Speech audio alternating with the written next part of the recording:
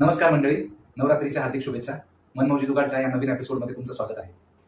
आज आपल्यासोबत आहे की एक असे कलाकार जे क्षणांना फक्त जपून ठेवत नाही तर आयुष्यभरासाठी जिवंत सुद्धा करतात. म्हणजेच फोटोग्राफर श्रुतिका जोरवर मॅडम. बाळाचा जन्म होण्याआधीचे मॅटर्निटी फोटोशूट, तसंच बाळाचा जन्म झाल्यानंतर त्यांचे प्रत्येक मुवमेंट कॅप्चर करणं, म्हणजे बाळाचं पहिलं हास्य, त्याच्यानंतर बाळ पालतं पडणं इत्यादी गोष्टी त्या कॅमेऱ्यात कॅप्चर करायचा प्रयत्न करतात आणि चेहऱ्यावर हास्य पडवतात. ही त्यांची खासियत आहे.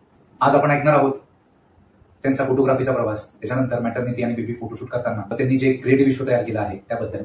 चला तर मग सुरू करूया आजच्या या एपिसोडला. फोटोग्राफी, भावना आणि लेन्सेसची एक जादू सफर. नमस्कार ताई, स्वागत आहे तुमचं मनमौजी जुगाडच्या या एपिसोडमध्ये. तर मग तुमच्याबद्दल थोडक्यात सांगा, म्हणजे बालपण, शिक्षण आणि मग त्याच्यानंतरचा प्रवास तुमचा थोडक्यात सांगा. माझं बालपण कल्याणलाच झालं.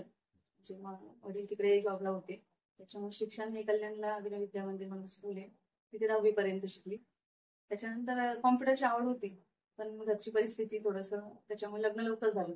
11ला गेली, 11वीला गेली आणि लग्न जमलं.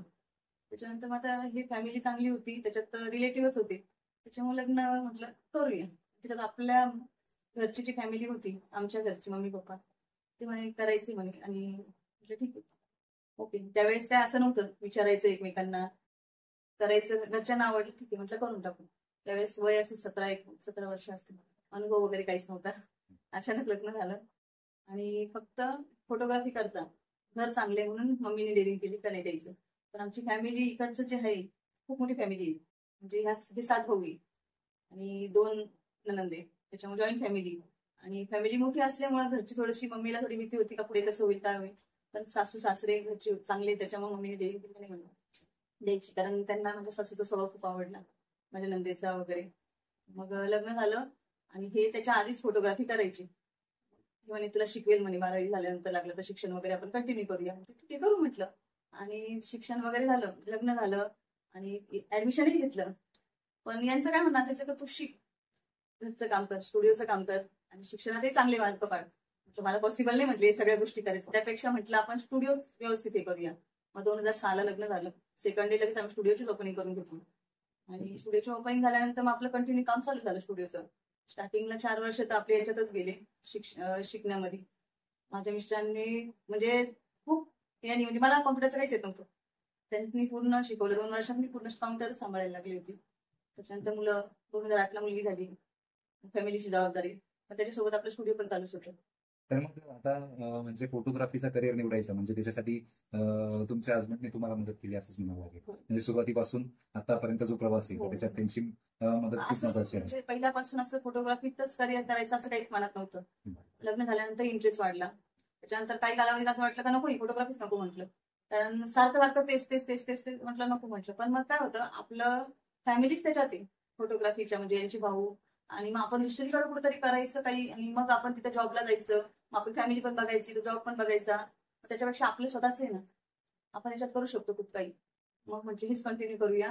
आणि कॉम्प्युटरचा माऊस सुद्धा हातात नव्हता घेते, पण चालू करण्यापासून तर आतापर्यंत सगळं एका सपोर्ट मिस्टर आहे, आणि त्यांच्या सपोर्ट शिवाय कोणतीच गोष्ट हे नाही होऊ शकत.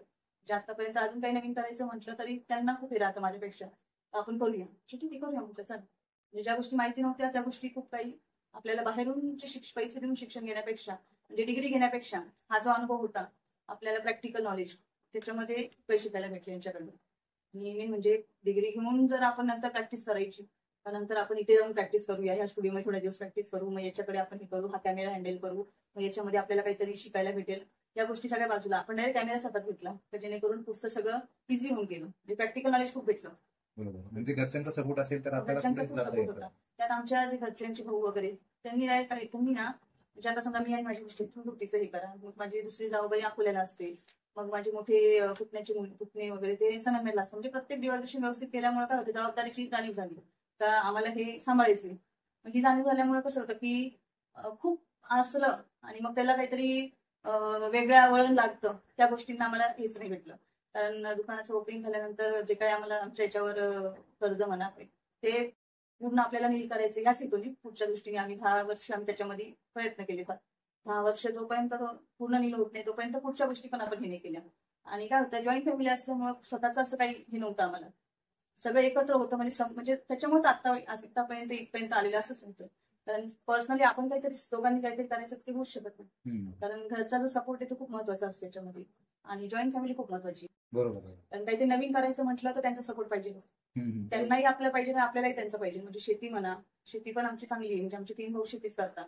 घरी गावाला किराण्याचं दुकान आहे, ते पण चांगलं चालतं. माझी पुतणी सुनबाई आहे, ती पण किराण्याच्या दुकानात थांबते. म्हणजे पूर्ण फॅमिली आहे ना, ती सगळी बिझनेसमध्येच आहे. त्याच्यामुळे दुसऱ्या गोष्टीला हेच नाही आपल्याला. कुठेतरी आपलं काहीतरी जायचं, थोडा एन्जॉयमेंट असतो, तेवढं जायचं. पण याच्यामध्ये प्रत्येकाला कामं वेगवेगळे, त्याच्यामुळे दुसरीकडे कुठे टाइमपास करणं ह्या गोष्टी नाही आजी. मग जेव्हा तुम्ही काम शिकले तर तेव्हा तुमचं म्हणजे स्पेशालिटी फोटोशूट कशामध्ये असायचं? मी स्टार्टिंगला व्हिडिओ एडिटिंग शिकले. कारण आमची जॉईंट फॅमिली असल्यामुळे आमच्या पुतणी आणि जावई यांच्यामध्ये होते. मग ते काउंटरला असायची, फोटोशूट ते करायची. त्याच्यामध्ये माझ्या मिस्टरांनी मला व्हिडिओ शूटिंगचं शिकवलं, व्हिडिओ एडिटिंग वगैरे. वेडिंगच्या जे व्हिडिओ राहतात ते 10 वर्ष मी तेच केलं. म्हणजे बाहेरचे जे फोटोग्राफर असतात, इगतपुरी तालुक्यातले फोटोग्राफर, त्यांच्या कॅसेट ज्या असतात वेडिंगच्या, त्या मी बनवायची. मग दिवसाला माझ्या 4 कॅसेट व्हायच्या लग्नाच्या. पण मग त्यावेळेस स्टॅमिना होता. म्हणजे मी दिवसाला 2-3 तास जरी कंटिन्यू बसली तरी माझी एक कॅसेट होऊन जायची. म्हणजे त्यावेळेस जवळ इगतपुरीचे जवळ 50 फोटोग्राफर जॉईन असल्यामुळे प्रत्येकाचे पूर्ण सीझनचा आपल्याकडे राहायचं, वेडिंगचं बनवायचं. मग सुरुवातीला मी ते 10 वर्ष केली. पण त्याच्यानंतरून मग थोडंसं प्रोग्रेस करून ह्याच्यातून आपण बाहेर काम देऊया. कारण खूपच चेंज झालं फोटोग्राफी, व्हिडिओग्राफीमध्ये पण सिनेमॅटिक आलं. त्यावेळेस काही सिनेमॅटिक नव्हतं, त्यावेळेस ट्रॅडिशनल होतं. मग यांनी मला स्टार्टिंगला एडिटिंग शिकवलं, बाजूला बसून शिकवलं. म्हणजे असं नाही का आपण कसं एखादा मुलगा आल्यानंतर त्याला एबीसीडी पासून शिकवतो, तू डायरेक्ट कॅसेट कर. थोडं चिडचिड वगैरे होते, पण डायरेक्ट बसल्यामुळे काय होतंय का आपल्याला करायचंच आहे असंच होतं. मग त्याच्यामुळे आपण लवकर शिकलो, असं झालं. बरोबर. तर मग आता तुम्ही मॅटर्निटी आणि बेबी शूट मध्ये स्पेशलिस्ट आहात, तर मग ते फोटोग्राफी करायचं कसं करावं? ते 2020ला जेव्हा लॉकडाऊन आपलं कोरोना पिरियड होता, त्याच्या वेळेस असं होतं का आपलं काम चालू होतं. तिकडचं घोटीचं दुकान पण आपलं कंटिन्यू चालूच होतं. बंद जरी असलं तरी फोटोग्राफी, काही फोटो बनवणं, फेमा बनवणं, हे कंटिन्यू आपण घरी बसूनच चालू ठेवलं होतं. क्लायंटला तशी सर्व्हिसही आपण दिली, तर कॉलवरच काम होऊन जायचं. सगळ्या गोष्टी आपण सर्व्हिस दिली. पण ते काय आमच्या दोघांच्याही आम्ही जेव्हा युट्यूब वगैरे बघायचो, तर आपण याच्यात आपण काहीतरी वेगळं करू शकतो. आणि त्यावेळेस नाशिकमध्ये, इगतपुरीमध्ये हे नव्हतंच कन्सर्ट मॅटर्निटी बेबी. म्हणजे तिकडचा भाग असा आहे ना ग्रामीण, तिथं कसे साडी, ग्रीन साडी, मग ते चंद्र, चोपाळा, पिंड, हे तिकडे जास्त चालणारी फोटोग्राफी, ती आपली कंटिन्यू चालूच आहे. त्याच्यात पण आम्ही अपडेट दिलं, म्हणजे वेगवेगळे अल्बम वगैरे ठेवले. आणि त्याच्यानंतर 2021 आम्ही असं ठरवलं का जे लहान मुलं असतात, म्हणजे न्यूबॉर्नचे 10-12 दिवसाची, ते आपल्याकडे नाही येऊ शकत, पण आपण त्यांच्याकडे जाऊ म्हटलं. मग एक होम स्टुडिओ म्हणून आम्ही एक दुकान नावच दिलं का आपण मी तुमच्या बेबीचा आणि तुमच्या घरी बसून शूट करून, घरी तुम्ही थांबा, आम्ही सेटअप घेऊन येऊ, घरी आम्ही तुम्हाला शूट करून देऊ. म्हणून एक होम स्टुडिओ म्हणून नाव दिलं, जेणेकरून कोरोनाच्या पिरियडमध्ये कुणी आपल्या बाळाला बाहेर काढू शकत नाही. मग आपण त्यांच्याकडे जाऊ, सेफ्टीचा सगळी आपली किट घेऊन जाऊ, त्यांना आपण एवढा विश्वास हे करून देऊ का आम्ही सगळ्या प्रकारची काळजी घेऊन तुमच्या बाळाचं शूट करणार आहे. अशा प्रकारचा आम्ही एक आयडिया आहे आम्हाला. मग त्याच्यामध्ये एक 6 महिने गेले आम्हाला. त्याच्यात आम्ही फक्त पोस्ट करत राहिलो का आपण करतोय. मग सुरुवातीला 1-2 शूट असे, म्हणजे आमची जी लग्न जे आम्ही केलेले असतात वेडिंग, तेच क्लायंट होते. काय जसं का आम्हाला असं शूट करायचं बेबीचं, तर पुण्याला जायची. तर हे म्हणजे ठीक आहे ना, आपण करतो ना. म्हटलं ठीक आहे. मग आम्ही दोघं गाडीमध्ये सामान टाकलं, तर ठीक आहे. 10 दिवसाचं बाळ होतं फक्त ते. तिची डिलिव्हरी झाली होती, हॉस्पिटलमधनं डिस्चार्ज दिला, तिला सेकंड डे पुण्याला जायचं होतं. म्हटलं ठीक आहे आपण करायचं. तर तिचं काय म्हणणं होतं का नाही म्हणे आणि तुम्ही फक्त मला असं करून द्या. म्हटलं ठीक आहे, म्हटलं इझी, म्हणलं आपण करतोच आहे. तोपर्यंत अनुभव काही नव्हता, फक्त एवढंच आहे का आम्ही त्याची डिग्री घेतलं होतं, शिक्षण वर्कशॉप अटेंड केले, ऑनलाईन वर्कशॉप केले आम्ही ते. आणि त्याच्यात बरंच काही शिकलो त्याच्यामध्ये. कारण डायरेक्टली आपण 10 दिवसाच्या बेबीला रॅप नाही करू शकत. मग आम्ही त्याच्यामध्ये काही वर्कशॉप अटेंड केले, त्यातून काही शिकलो का बाळाला हँडलिंग. आणि म्हणजे मला 3 मुलं असल्यामुळं मला अनुभव खूप आहे, म्हणजे प्रॅक्टिकल नॉलेज खूप आहे, बाळ कसं सांभाळायचं काय. आणि त्याच्यामध्ये मग आम्ही त्याच्या घरी गेलो, तेव्हा ते 10 दिवसात होतं. आणि माझं पहिलेच क्लायंट आहे. आणि काय तर न्यूबॉर्न बेबी म्हणजे हा असा सब्जेक्ट आहे ना, तर तो खूप महत्वाचा आहे सगळ्यांच्या आयुष्यामधला. म्हणजे आपल्या तर आहेच आहे, पण त्या फॅमिलीचा तो असा एक भाग आहे का तो भाग म्हणजे कुणी म्हटलं ना बाळाकडे लक्ष देते, काही हातातलं काम सोडून देतात, त्या बाळाकडे बघतात. आणि ते आपल्याला सांभाळून त्याचं सगळं फोटोग्राफी करायचे. आणि मॅटर्निटीचं रेग्युलर चालूच होतं, पण न्यूबॉर्नचं एक थोडी भीती होती. पण ठीक आहे, एक कॉन्फिडन्स होता की आपण करू शकतो. त्या बाळाला 10 दिवसाच्या बाळाला आमची फर्स्ट फोटोग्राफी एवढी भारी झाली, ते फोटोग्राफ्स अजूनही आम्ही सॅम्पलला देतो क्लायंटला. आणि त्यातून आम्हाला एवढं नॉलेज भेटलं का ते अजूनही असं वाटतं ना, त्याची फर्स्ट फोटोग्राफी लक्षात ठेवण्याजोगती. कारण आम्ही दोघंच होतो त्याला, ते कॅमेरा किंवा ते जे रॅपिंग क्लॉथ सेटअप पूर्ण तो घेऊन जाणं वगैरे, त्यावेळेस म्हणजे आम्हाला 3-4 वर्ष झाली त्या गोष्टीला, 4 वर्ष. अच्छा. छान झाली ती. ओके. मग ती मॅटर्निटीची तुम्हाला पहिली मॅटर्निटीचं चालूच होतं आमचं कंटिन्यू, कारण मॅटर्निटीला स्टुडिओमध्ये क्लायंट येतातच, आउटडोर पण चालू होतं. तेव्हा कसं व्हायचं, तिकडे हॉटेल किंवा रेस्टॉरंटमध्ये शूटला जायचे, मुलांना पाठवून द्यायचे किंवा मी जायची, ते गाऊन वगैरे बाहेरून घेऊन यायचं, ते कंटिन्यू चालूच होतं. म्हणजे ते तेव्हाही चालू होतं 5-6 वर्षापूर्वी. आणि आता तर त्याचं थोडंसं चेंज झालं, आता स्टुडिओमध्ये सेटअप आले किंवा मग आता थोडे वेस्टर्न गाऊन आले. पहिले काय होतं, लॉंग गाऊन राहायचा, मग तो प्री वेडिंग टाईप ते चालूच होतं. आणि ग्रीन साडीचा तर तो एक भाग कंटिन्यू चालूच राहणार आहे, कारण एक ट्रॅडिशनल जी आपली परंपरा आहे, डोहाळे जेवण आपण जे करतो ते क्लायंटला लागतंच. म्हणजे तुम्ही वेस्टर्न करा, वेस्टर्न आम्ही करतोच आहे, पण आमच्या सासूला फार आवडतात, मग ते फोटोग्राफ करायचे आम्हाला, मग ते चंद्रावर पाहिजे, मग ते धनुष्यबाण पाहिजे. ती फोटोग्राफी आपल्या आयुष्यभर चालूच राहणार आहे. आणि ते हौसाने तुम्ही पुण्याला जा, कोणत्या शहरात जा, ती फोटोग्राफी असतेच. बरोबर. तर मग शूट दरम्यान एखादी अशी वेगळीच आठवण तुम्हाला आहेत का लक्षात? तर ती शूट दरम्यान आहे ना, मॅटर्निटीचं तर आमचं जे तिकडचंच क्लायंट आहे गोटीचं, म्हणजे मैत्रीणच आहे माझी, तर मला श्रुती का असं करायचं, म्हटलं ठीक आहे करू म्हटलं. मग त्यावेळेस आमचं इथे सेटअप नव्हता. 2020ला आम्ही प्रतिबिंब म्हणून आमचं शॉप आहे, तिथे आम्ही एक छोटा सेटअप चालू केला, कारण लगेच नाशिकला येणं पॉसिबल नव्हतं तेव्हाच 2021-22ला. तर आम्ही फर्स्ट जी ब्रांच आपली ओपन झाली ती सीसीएमच्या समोर प्रतिबिंब म्हणून आहे. तर तिथे एक वरती आपण छोटासा स्टुडिओ चालू केला, तर जेणेकरून क्लायंटला माहिती व्हायला पाहिजे की आपण फोटोग्राफी करतो. तर तिथे फर्स्ट जे क्लायंट आलं त्यांच्या इन्क्वायरी खूप होत्या. म्हणजे माझ्या मैत्रिणीचं मी शूट केलं ते मी गोष्टीच्या स्टुडिओत केलं, तिला छान वाटलं, ते आपल्या सॅम्पलला झालं ठीक आहे. पण जे नाशिकच्या इन्क्वायरी होत्या, कारण इंस्टाला आपल्या पोस्टिंग चालू होत्या, मग इन्क्वायरी येतात, जस्ट डायली येतात, ते कॉल आल्यानंतर मग आपण डायरेक्टली नाही बोलू शकत की आपण करतोय, म्हटलं आपण करूया. फर्स्ट आल्यानंतर त्यांच्याकडे मला एवढे होते ना, मला हे असं पाहिजे, मिळालं तसं पाहिजे, आम्ही नाही बोललो नाही, ठीक आहे करूया. माझे मिस्टर म्हणतात तू असं कसं करणार आहे म्हणे, म्हटलं करूया सगळं होईल म्हटलं. पण ज्यावेळेस म्हटलं आम्ही रेंटनी गाऊन आणले, कारण एक गाऊन तो 15,000चा असतो, आपण लगेच एवढी गुंतवणूक नाही करू शकत. आता माझ्याकडे 15 गाऊन आहे, आता याच्यामध्ये स्टेप बाय स्टेप आम्ही सगळं घेतोय. आणि याच्यामध्ये एवढं एका शिकायला तर आहेच आहे, पण याच्यामध्ये प्रत्येक स्टेपला आपल्याला खर्च हा आहेच आहे. त्यामुळे मॅनेजमेंट पण आम्ही ते हे घेतलेलंच आहे की आपल्याला प्रत्येक वर्षी जे काही आपलं टोटल जे अमाऊंट जमा होते त्यातला 70% भाग आपल्याला हा स्टुडिओसाठीच खर्च करायचा आहे. मग राहिलेला 30% आपण मुलांचं शिक्षण आहे, मुलांची पेमेंट याच्यामध्ये आपण करूया, कारण अजून खूप काही करायचंय. तर त्या याला आम्ही काहीही डोक्यात नव्हतं, फक्त ते क्लायंटचे विचार होते का मला असं तिने कुठे ते बाहेर बघितलेलं होतं का मला असं करायचंय. मग त्याच पिरियडमध्ये मी एआयचा कोर्स केला, पुण्याला 5 दिवसाचा कोर्स होता. तो एआयचा कोर्स केल्यामुळे क्लायंटला जे लागत होतं जे आमच्याकडे नाहीये ते मला ते एआयच्या माध्यमातून तिला देता आलं. त्या टाईप मधले फोटोग्राफ, म्हणजे तिला जे वाटलं नव्हतं ते फोटोग्राफ्स मी बनवून दिले. त्या टाईप तिने मला फक्त एक कन्सर्ट सांगितला का मला असं पाहिजे, ओके म्हटलं तुम्ही मला करू, आणि त्या टाईपचेच फोटो मी तिला त्याच्यापेक्षा चांगले करून दिले. ती एवढी खुश झाली ना.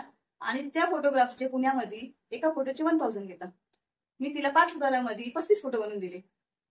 पण ठीक आहे, आता आपला पहिला अनुभव होता, म्हटलं जाऊ द्या ना, म्हटलं आपल्याला सॅम्पल फोटो होता, ते आपण नवीन आहोत याच्यामध्ये नाशिकमध्ये, तर आपल्याला ह्या भागाकडे पण बघायला पाहिजे. तर आपलं रेट, आपली क्वालिटी हे सगळं आपल्याला सध्या तरी थोडक्यातच आपल्याला करायचं. ज्यावेळेस आपण स्टेबल होईल, ज्यावेळेस सगळ्यांना एक प्रतिबिंब होम स्टुडिओ माहिती होईल, त्यावेळेस आपण एक फिक्स रेट ठेवू शकतो. पण सध्या आपल्याला क्लायंटची ओळख व्हायला पाहिजे, त्याच्यामुळे आपण एक रेट थोडंसं बार्गेनिंग करू शकतो. हे एक डोक्यात घेतलं तेव्हापासून. आणि आता जेव्हा 3-4 वर्ष झाली या गोष्टीला, आता असं वाटतंय का नाही आता ठीक आहे झालं, म्हटलं खूप झालं, आता आपण आपले रेट, आपण हे सगळ्या गोष्टींचं एक निश्चित करूया. तर आपल्याला हे एवढ्या याच्यातच न्यायचं, याच्या मागे आपण जाऊ नाही शकत, कारण क्लायंटचे अनुभव एवढे भयंकर येतात ना, कधी कधी क्लायंट सांगतात आमचं थोडक्याच आहे, पण मग ते सगळं करून देतात तेवढ्या याच्यातच. फक्त एक नाव वेगळं असतं, कारण आम्हाला कॅज्युअलच पाहिजे फोटो, 2-3 फोटो काढायचे.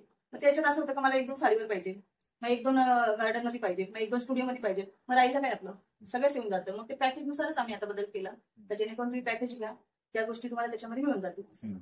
पॅकेजमध्ये तुम्ही सांगतात का? हो, पॅकेजमध्ये सगळं इन्क्लूड असतं. आपण फोटोज काढणार, हो, ड्रेस असतं इन्क्लूड, मेकअप सुद्धा असतो, स्टुडिओमध्ये किती फोटो घ्यायचे, आउटडोर किती घ्यायचे, तुम्ही ड्रेस किती घेता, ते ड्रेस कोणते घेतात, हे सगळं पॅकेजमध्ये इन्क्लूड असतं आपलं. अच्छा. तर मग एक फोटोशूट म्हणजे स्टोरी टेलिंग असतं असं म्हटलं जातं, तर मग त्याच्याबद्दल तुम्हाला काय वाटतं? स्टोरी टेलिंग म्हणजे एका फोटो मागे ते म्हणतात ना आपल्या भावना असतात. हा, आता समजा एखादं बाळ आहे, त्या बाळाचा हसराच फोटो पाहिजे हे असं काही नाही. ते बाळ थोडंसं रडतंय, थोडं हे करते, थोडंसं रागवते, किंवा झोपेमध्ये थोडंसं रडते, ते बाळ जेव्हा 20 वर्षाचं होतं, 20-22 वर्ष, तेव्हा तो फोटो बघून त्याला एक काहीतरी त्याच्या आईच्या मेमरीज राहतात, तो इमोशन्स जे राहतं ना, ते त्या फोटोतून हे होतं. म्हणजे आता कधी कधी काय होतं, 10-12 दिवसाचं बाळ असतं, तर त्यांचे पॅरेंट्स, ग्रँड पॅरेंट्स काय म्हणतात का नाही नजर होते बाळाला, बाहेर नाही काढायची. तर आम्ही त्यांना एवढं हे करतो आम्ही का, म्हणजे समजायलाच एवढं लागतं ना, म्हणजे आमच्या जे ओळखीचं असेल ना तर ते आम्हाला कधी तुम्ही सांगा ना म्हणे माझ्या सासूला किंवा काय, आम्ही त्यांना समजून सांगतो. कारण काय होणार की मी या म्हटलं स्वतः इथे येतात, बसतात, आमचं शूट चालू असतात, फक्त चक्कर मारतात, शूट व्यवस्थित आहे ना. त्यांना एक हे राहतं, आमचा विश्वास असतो का नाही आपलं बाळ एक जबाबदारी याच्यात दिलेली आहे, त्याच्यामुळे ते बाळाचं शूट व्यवस्थितच करणार आहे. आणि काय होतं कधी कधी तेच म्हणतात, आम्हाला काय म्हणतात नाही बाळाचा एखादा फोटो डोळे ओपन करून, तर काय होतं बाळ जेव्हा झोपलेलं असतं, आता समजा 10 दिवसाचं बाळ आहे, ते झोपलेलं आता 10-12 दिवसात न्यूबॉर्नच्या 2 महिन्यातच तसे आपण फोटो काढू शकतो झोपलेल्या बाळाचे. नंतर तुम्ही किती झोपवा, नंतर ते झोपणार पण नाही आणि असं फोटोशूट पण आपण करणार नाही झोपलेल्या बाळाचे. त्याच्यामुळे आता काय करतो आम्ही, 10 ते 15 दिवसाचे बाळाचे एक तुम्हाला जसे पाहिजे तसे आपण पोजिंग करू शकतो फोटोशूट. बाळा पण कम्फर्टेबल पाहिजे, मग पॅरेंट्सला पण आपण तसं विश्वासाने सांगतो का आपण कसं करायला पाहिजे किंवा कोणत्या टाइमवर आणायला पाहिजे. आता ज्यावेळेस आपण फोटोशूट करतो तो बाळाचा जो आपल्याला फोटोशूटचा जो टायमिंग आहे आफ्टर बाथ म्हणजे आंघोळ झाल्यानंतर, आपल्या मराठी परंपरेनुसार आपण जेव्हा बाळाला आंघोळ घालतो, मालिश वगैरे केलेली असते, मालिश केल्यावर बाळ छान झोपतं. मग ते झोपल्यानंतर तुम्ही लगेच आणून 10-15 मिनिटं झोपू द्या, जेणेकरून ते पाणी मुरतं अंगामध्ये. ते चांगलं आल्यानंतर जसं बाळा आपल्या पोटात असतं बाळा आईच्या, त्या पद्धतीने आम्ही रॅप करतो. आणि ते म्युझिक जास्त ते त्या टाईपमध्ये म्युझिक लावून जसं काय आपण शूट करताना बाळ पण चांगलं सपोर्ट करतं आपल्याला. फक्त ते काय होतं कधी कधी आपल्याला ते जाणीव व्हायला पाहिजे, बाळ समजा रडते. काही काही वेळेस काय होतं जेंट्स नाही करू शकत, पेशंट्स जे राहतात ना ते लेडीज मध्ये जेवढे राहतात ना तेवढे जेंट्सला राहत नाही. बाळ कधी 10-15 दिवसाचं असतं, 15 दिवसाचं बाळ, माझे एक क्लायंट होतं 15 दिवसाचं होतं, तर ते बाळ आल्यानंतर छान झोपलेलं होतं. फर्स्ट शूट छान केलं, पण सेकंड शूटला ज्यावेळेस आम्ही त्याला पूर्ण सेकंड रॅप करायला घेतलो, ते एवढं रडायला लागलं ना, म्हणजे हात लावला का रडायचं झोपलेलं असताना. पण नंतर मग आमच्या लक्षात आलं का त्याला थोडंसं इथे लागलेलं होतं, थोडंसं त्याचाच नख लागलेला होता गालाला, ते थोडंसं हात लावलं ना तरी रडायचं. मग ते आम्ही थोडा वेळ त्याला हे केलं, शांत केलं आणि नंतर त्यांना समजवलं का नाही, म्हटलं काही नाही आपण एक तास वाट बघूया. मग त्याला जागा झाला, तो छान खेळला, मग झोपल्यानंतर आपण छान फोटोशूट केलं त्याचे. म्हणजे ते काय होतं कधी कधी आपल्याला बाळाचं कळायला पाहिजे त्याला कशामुळे त्रास होतोय, का त्याला गॅस झालेला आहे. कारण 15 ते 20 दिवसामध्ये बाळाला गॅसचं प्रमाण असतं, दूध वगैरे जिरत नाही किंवा डायपर चेंज करायची वेळ असते किंवा त्यांचं काही म्हणजे आपण जसं मम्मी पप्पा जे राहतात पेशन्स, समजा आपण ती एनर्जी असते ना आपली वाईफ्स असतात ना, चिडचिड वगैरे समजा केलं तर ते बाळाला ऑटोमॅटिकली होतं तसं, कारण अनुभव तसा आलेला आहे. त्याच्यामुळे पेशन्स खूप महत्वाचे आहेत त्याच्यामध्ये. बरोबर. आणि याच्यासाठी पूर्ण एका दिवस एक जात दिवस असेल जातो. मग. कारण काय होतं समजा आपण एका दिवसात 2 शूट केले ना, तर ते आपली पण चिडचिड होते. तर त्या बाळाचं शूट करून झाल्यानंतर ते बाळ घ्यायचंय, मग ते बाळाला किती वेळ लागेल. मग त्याच्यापेक्षा मी काय करते एका दिवसाला एकच लाईन घेते, तर जेणेकरून ते पण शूट व्यवस्थित होईल आणि कम्फर्टेबल सगळ्या गोष्टी होतील. कारण नाही आपण एका दिवसाला काही वगैरे करून नाही घेऊ शकत अशी कोण क्लायंट असं. त्याच्यामुळे आम्ही एकच क्लायंट आता सध्या तरी घेतो. हो बरोबर. तर मग आता तुम्ही फोटोशूट वेगळं करायला म्हणजे एकदम छान वाटायला पाहिजे म्हणून तुम्ही प्रॉम्प्ट्स वापरता, ते प्रॉप्स वापरता, काही आयडियाज असतात किंवा मग तुम्ही ते थीम कसं ठरवता. तुमच्याकडे एखादं आलं असेल कस्टमर आणि ती म्हणत असेल की बाबा आम्हाला अशा थीम मध्ये. आता कसं झालेलं आहे फोटोशूट, बेबी फोटोशूट हे 4 प्रकारचे असतात. एक न्यूबॉर्नचं असतं 5व्या दिवसापासून तर 1 महिन्यापर्यंत 30 दिवसापर्यंत आपण न्यूबॉर्नचं करतो. त्याच्यानंतर बाळ जेव्हा पालतं पडतं 3 ते 4 महिन्यामध्ये ते एक आपण शूट करतो. 4 महिन्याचे ज्यावेळेस पालतं पडतं ते शूट वेगळं असतं. ज्यावेळेस बाळात पालतं पडतं त्यावेळेस तिची स्माईल किंवा डोकं वर केलेले किंवा डोक्यावरून पांघरून घेऊन या पोजेस आपण ठरलेले असतात. काही वेगळं करायचं असलं तर ते पण आपण क्लायंटला विचारतो तुम्हाला काही, किंवा आपल्या काही आयडिया असतात, आपल्याला काही ते सुचले आणि आपल्याला हे असं करायचं तर आपण ते लगेच त्याच्यामध्येच आपण फोटोशूट क्लायंटला सांगत सुद्धा नाही, आपण आपल्या पद्धतीने फोटोशूट करून घेतो. नंतर ते क्लायंट एवढे खुश होतं ना, आमच्या डोक्यात पण नव्हती ती थीम. कारण ऑलरेडी काय होतं जेव्हा पॅकेज ठरवले जातात ना त्यावेळेस आपल्या 2 ते 3 थीम असतात, पण आमची 4थी थीम डोक्यात असते कारण हे बाळ आहे ना जास्त छान खेळतंय, आपण हे बाळाचं असं शूट करूया. तर आम्ही ते करूनच घेतो लगेच, कारण ते बाळाचं कम्फर्टेबल शूट चालू आहे आणि आपण जर 2 थीम ठरवले आपण 2च थीम घेतोय आणि तुमचं पॅकेज एवढ्याच आहे. पण आपल्याला माहिती आहे बाळाचं अजून शूट होऊ शकतं, ते एखाद्या पॅकेज आपण ऍडजस्ट करून देऊ शकतो. नंतर ते बाळाचे पॅरेंट्स आमचं हे डोक्यात पण नव्हतं, ते तुम्ही खूप छान केलं. त्याच्यानंतर 6 मंथ 6 ते 9 महिन्यापर्यंत जे असतं ते बाळ बसतं त्यावेळेस एक शूट आपण ठेवतो. आणि नंतर जे 4थं शूट असतं ते प्री बर्थडे शूट असतं, त्याच्यामुळे बाळ चालतं. त्याच्यामध्ये आपण एक आउटडोर शूट घेतो, बर्थडे सेटअप वगैरे लावतो आणि केक स्मॅश शेक ठेवतो. केक स्मॅशचं पण आपण काय करतो बाळाच्या पॅरेंट्सलाच विचारतो का तुम्ही तुमचं बाळ असं खेळतं का केक बरोबर किंवा खाताना वगैरे असं. कारण काय होतं केक स्मॅश मध्ये त्याचे हात वगैरे केक नाही होतात, काय काय बेबी खूप रडतात ते हाताला वगैरे लागल्यावर. मग त्याचाही एक आनंद बाळाने घेतला पाहिजे का केक वगैरे खातात ते, मग ते जे खेळताना जे फोटोज राहतात ना ते खूप छान येतात. मग त्यानुसार आम्ही एक बाळाच्या त्यांनाच डिस्कस करतो का आम्हाला असे फोटोशूट करायचे, आपण हे केक स्मॅशचं करूया जेणेकरून ते प्री बर्थडे शूट मध्ये मॅच होऊन जातं केक स्मॅशिंग आणि त्या आनंदाचे बाळ जे खेळतात ते फोटो खूप छान येतात बाळाचे. मग आम्ही ते केक स्मॅशचं एक ठेवतो आणि ज्या थीम लावायच्या आहे म्हणजे आता समजा बाळ 9 महिन्याचं झाले, 9-10 महिन्याचं, त्यावेळेस आपण त्यांना खाऊ घालतो. तर आपण एक अन्नप्राशन म्हणून पण एक केलेले, किंवा बाळाला पहिला दात आलाय तर आता ती पण एक थीम लावलेली. फर्स्ट टीथ सेरेमनी असं काहीतरी नाव आहे, ते पण आपण एक थीम लावलेली. म्हणजे काय होतं, प्रत्येक मोमेंट्स जे आईला पेरेंट्सला लागतं की आमच्या बाळाचे प्रत्येक मोमेंट्स कॅच करायला पाहिजे. आता स्टुडिओमध्ये तर येतातच आहे, पण घरी सुद्धा आता मोबाईलवर आपण त्यांना आयडिया देतो का तुम्ही हे करू शकता. फेस्टिवल जे आहे म्हणजे मँगो फेस्ट चालू आहे, मँगो सीझन, मँगो थीमचा सुद्धा आपण काही थीम लावतो. म्हणजे प्रत्येक समर थीम आहे. जसं आपल्या याच्यामध्ये बाळ आलं, समजा आता मँगोचं हे चालू आहे, तर आपण ते क्लायंटला सजेस्ट करतो तर आपण हे आता करू शकतो. आता नवरात्र आली आहे, तर आपण नवरात्राचं एखादा बेबी आली आपल्या बेबी गर्ल, तर आपण त्याला बेबी गर्लचं रॅपिंग करून किंवा त्या प्रकारची थीम लावून आपण ते शूट करू शकतो तसं. आणि त्या प्रकारे क्लायंट आपल्याला सांगतच, कारण इंस्टाला एवढं हे झालं, अपडेट झालेले ना, तर ते कंटिन्यू चालू राहतं क्लायंटचं, आणि ते आपल्याला सजेस्ट करतातच मला असं पाहिजे. ठीक आहे, आपण असंही करून तुम्ही असंही करू शकता, काहीतरी वेगळं होईल तुमचं, ते क्लायंटला आपण सांगतो. बरोबर. मग आता असे पण काही पॅकेजेस असतात का की 15 दिवसापासून 1 वर्षापर्यंत, म्हणजे ते एंटायर अच्छा मंथली पॅकेज असतं. म्हणजे काय होतं, मॅटर्निटीचं जेव्हा शूट करायला येतं ना कपल, त्यावेळेस आपण त्यांना आयडिया देतो. आता मॅटर्निटी झाल्यानंतर आपलं न्यूबॉर्नचं आहे, मग ते म्हणतात ठीक आहे ना चालेल ना, मग त्यांचं जेव्हा बेबी त्यावेळेस ते आपल्याला कॉलेज करतात, म्हणजे काही आपल्याला असं म्हणजे ठीक आहे चला म्हटलं या. आणि जास्त करून नाशिकमध्ये असल्यामुळे क्लायंट मंथली येतातच. म्हणजे मंथली आपण पॅकेजेस असे बनवले ना, तर न्यूबॉर्न पासून तर प्री बर्थडे पर्यंत, आणि त्यांना ऑफर आपल्याला असते. प्रत्येक पॅकेजला जे 1 इयरचं पॅकेज असतो ना, त्याला आपण ऑफर देतो. तर आता तुम्ही इन्स्टा आणि व्हॉट्सअपचं नाव काढलं, तर मग आता यामुळे ना एक क्रेज आली आहे असं तुम्ही सांगितलं, तर मग आपण यातून काही युनिक टच द्यायचा अजून प्रयत्न करतोय का?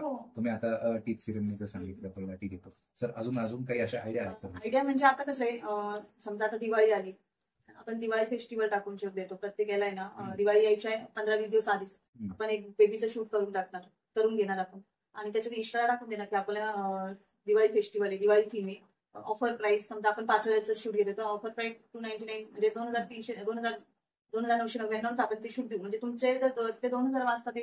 आणि आता जन्माष्टमी झाली, जन्माष्टमीला आम्ही थीम लावलेली होती गोटीला, आणि नाशिकला पण लावलेली होती, तर त्याची ऑफर टाकली होती की जन्माष्टमी थीम 1 महिना आधीच ऑफर टाकली होती. तर बरेच शूट झाले आपले. आणि काय होतं, समजा आता माझ्या घरी बाळ आहे, तर ते वर्षाचं आहे, त्या बाळाचे मी जन्माष्टमीचे फोटो काढले, आणि ते म्हणजे आम्ही तो दोघं टाकणार आहे, आमची पूर्ण फॅमिली टाकणार आहे, आमच्या शेजारचे पण टाकणार आहे, त्यांच्या बाजूचं बाळ आहे. मग ते काय होतं, माउंट पब्लिसिटी वाढते.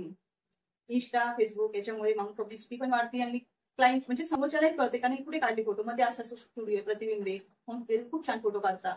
मग त्याच्यामुळे काय होतं, आपल्याला इंस्टा, फेसबुक हे जे आहे सोशल मीडिया, हे आपल्याला अपडेट ठेवायलाच लागणार आहे. प्रत्येक फेस्टिवलला ठेवायला लागणार आहे. जन्माष्टमी तर आहेच आहे, तर आता नवरात्राला ज्या आता कॉलेज गर्ल आहे त्यांचं आपण चालू करून दिलं. आता 1-2 दिवसात त्यांचं पण अपडेट पोस्ट येऊन जातात. म्हणजे काय होतंय, प्रत्येक जनरेशनच्या जे लहान मुलांपासून तर मॉडेल शूट, लहान मुलींचं शूट, मोठ्यांचं शूट, किंवा आता प्री वेडिंग आहे, हे सगळे आपण शूट करतो.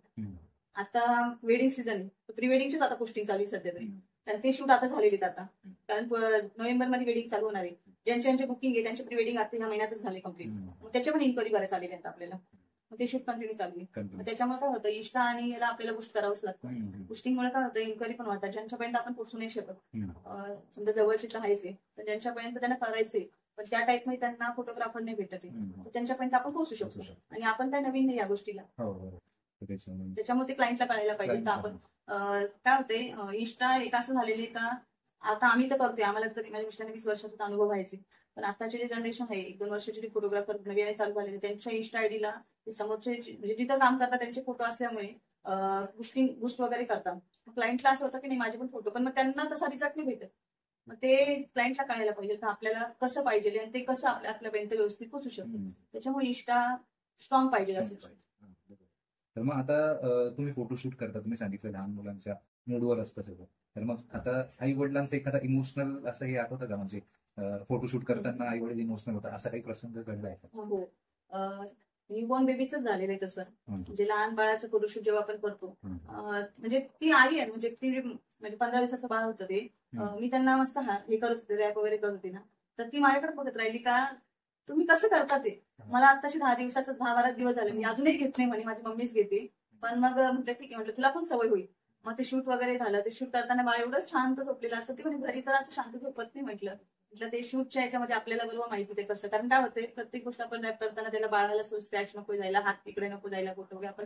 आणि जेव्हा आपण रॅप करत असतो ना त्यावेळेस तुझे म्हणजे जे सोबत आलेले असतात, मदर असो किंवा ग्रँड पॅरेंट्स असो, ते आपल्या बाजूलाच बसलेले असतात आणि त्यांनाही कळायला पाहिजे का आपण आपली सगळी काही काळजी म्हणून आपण त्या बाळाला हे करतो. मग ते थोडंसं की असं होईल, हो ते व्यवस्थित करा ना, दिदी काही काळजी नको करू. अक्षरशः ती एकदा म्हणजे डोळ्यातच पाणी आलं होतं का नाही तिला त्रास होईल, म्हटलं नाही होणार. आणि मदरपेक्षा मम्मीपेक्षा पप्पाला जास्त काळजी असते, कारण माझ्या मुलीला नको त्रास व्हायला. मग कधी कधी काय होतं, नाही हो तिचे पप्पा आले ना मग ती काढून नाही देणार, मग तुम्ही ते बांधणार वगैरे ना, मग त्यांना असं वाटतं नाही एवढा वेळ बांधायला नाही पाहिजे, मला आधी शूट करून घ्यायचे. मग एक अक्षरशः म्हणजे फोटोशूट झाल्यानंतर ज्यावेळेस त्यांना फोटो दिले ना त्यावेळेस स्पेशली तिच्या पप्पांनी कॉल केला होता, त्याच्यात मला खूप छान झालं म्हणे, असं वाटलं नव्हतं म्हणे तिचे फोटो एवढे छान येतील. म्हटलं नाही, म्हटलं आपण काढताना तेवढं हे करतो ना ते आपल्याला रिझल्ट आपल्या फोटोमध्ये भेटतोच म्हटलं. आणि ते स्वतःहून असं सांगतात ते आम्हालाही खूप छान वाटतं का नाही, म्हटलं आपल्याला काही आपल्या फोटोमध्ये क्लायंट आपल्याला सांगते, मग ते म्हणजे अजून काही ते नवीन पण करावं ते होतं आणि आनंद वाटतो की आवडतात ते सगळ्यांना. बरोबर, म्हणजे याच्यामुळे एक विश्वासाचं नातं हो, तयार होतं.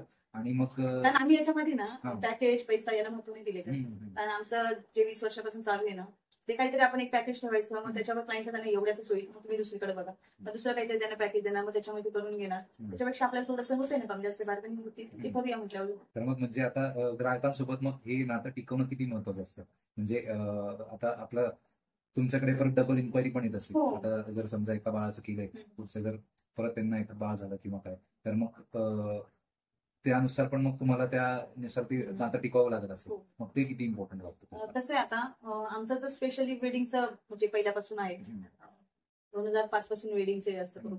तर वेडिंगचं जे होतं म्हणजे अजूनही चालू आहे सर करता, त्यावेळेसही आम्ही जी ऑर्डर घेतो ना ती ऑर्डर आम्ही प्रॉपरच करून देणार आहे. आम्ही विचार नाही करत का नक्की पुढची ऑर्डर येते का नाही. अशा काही हे असं पण झालेलं आहे का खूप छान आम्ही काम दिलं आणि त्याच्या पुढची ऑर्डर त्यांच्याच घरातली दुसऱ्यांना दिली आणि त्याच्यानंतर पण तिसऱ्यांदा आपल्याकडे चालले, मग ते थोडंसं हे होतं का नाही. क्लायंटला कळाले ना आपलं काम चांगले, ठीक आहे ते बाहेर जाऊन आले त्याच्याबद्दल आपण त्यांना कधीही वाच्यता नाही करणार, पण क्लायंटला कळाले ना मग इथून पुढचं काम आपल्यालाच आहे ना. मग ते एवढ्या 20 वर्षाचा अनुभव आलाय. मग त्याच्यानंतर आपल्याला जेव्हा इथे आल्यानंतर इन्क्वायरी येते किंवा एखाद्याचा कॉल आला का नाही मी इथे त्याची चौकशी केली, म्हटलं ठीक आहे दादा पण आपलं काम वेगळं आहे, म्हटलं तुम्ही करू शकता म्हटलं तिकडे, पण आमची हरकत नाहीये, तुम्ही आमचं काम बघा आणि मग आमच्या कामाला तुम्ही मोबदला द्या. आणि काम करणं हे सगळेच काम करणारे, सगळेच फोटो सगळेच काढणारे, मग ते कुठे असो. काय होतं कधी कधी फोटोग्राफर एखाद्याला हो बोलतो नाही मी तुम्हाला एवढ्यात करून देईन आणि आपलं पॅकेज जर ते जास्त असेल, माझं पॅकेज 10,000चं असेल आणि तेच काम जर क्लायंट 5 आणि 7,000 करून देत असेल, मग तो कुठे बाहेर घेऊन जाणार, एखाद्या स्टुडिओ रेंटनी घेणार, मग तिथं करून देणार तो. आणि मग तशी क्वालिटी त्याला भेटायला पाहिजे, तशी फोटोग्राफ जायला पाहिजे, अल्बम वगैरे जायला पाहिजे, ते क्लायंटला भेटायला पाहिजे. काय होतं आता तुम्ही 3,000 कमी करता ते तुमच्या आयुष्यभराचा तो आठवण येते ती तुम्ही हे करतात. आणि आपण काय होतं काही स्टुडिओ रेंटनी वगैरे देतात ना तर त्यांचा एक कालावधी राहतो 2 तास 3 तास, मग ते घाई करतात. तसं आपण नाही राहत, आपलं नाही राहत.